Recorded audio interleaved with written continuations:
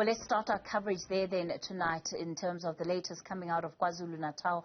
Residents remaining on high alert as further torrential rains are expected tonight. It, of course, continues to increase the risk of even more flooding. The KZN department has confirmed the death toll from the devastation, saying it now sits at 45, but that number expected to rise. The South African Weather Service has confirmed that 300 millimeters of rainfall landed in just the last 24 hours. Newzroom Afrika's Ziyanda Ngcobo is at a bridge which collapsed at Newzroom in the north of Durban. Ziyanda, the scale of this flooding has been absolutely unthinkable. And this is a province that in the last year alone has had to declare a state of disaster in several municipalities, again, due to inclement weather. So it finds the province on its knees. Let's talk about what is happening now in terms of responding to the recent floods.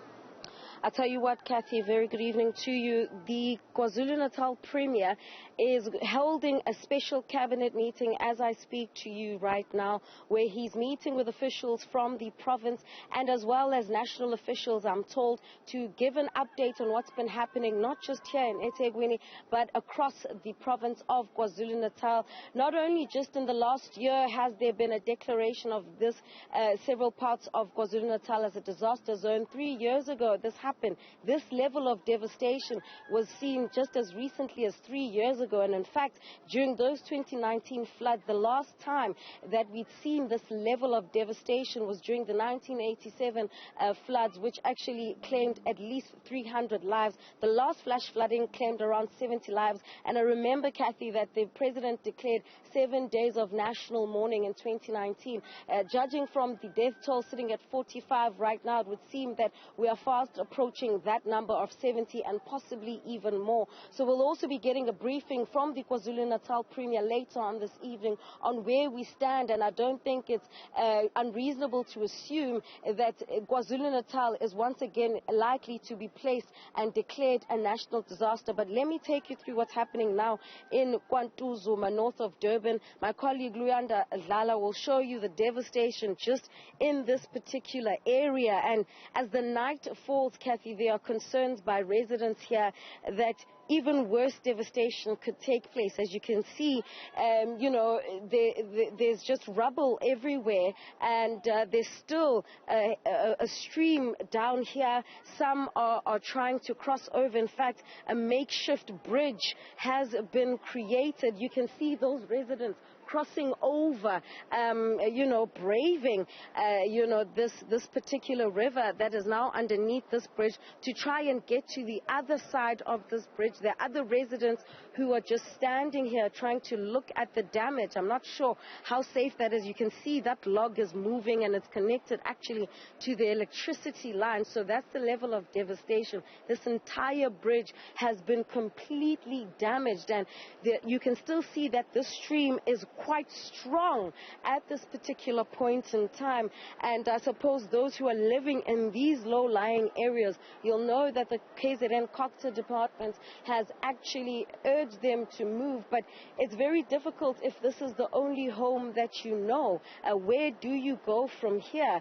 And who else is in a similar situation? The disaster management teams have their hands full as we speak, both from a land and an aerial perspective. Look at that man jumping over there, trying to get on top and cross over. I think this is quite a dangerous thing that they're doing over here, but there's not much help coming out at this particular point in time, because as I've said, management teams across the city have had their hands full, and to my left you'll still see more of the devastation, children looking on, watching on as their neighborhood changing from what they know it to be. And so as the night falls, we know that the South African Weather Service has already said that more downpours are expected across the province of KwaZulu-Natal. Ziyanda, it's particularly these type of high-risk situations that authorities have been appealing to people to try and avoid because of how stressed emergency services are. So if there was to be anybody falling into these waters, there would be very little chance of having anybody to come out there to support. What do we know about these residents that we're seeing in this picture?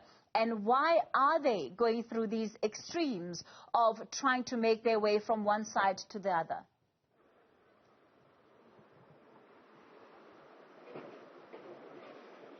You know, we haven't gotten a chance to speak to them directly because some of them literally just came into shot as we're speaking. But the problem with this particular road is that, you know, the detour to get around, if you're living on the other side of the road where you'll see there are people who on the other side of the road are walking, the detour is quite long. And I must tell you, Kathy, you know, just being in the city today, taxi services are quite limited.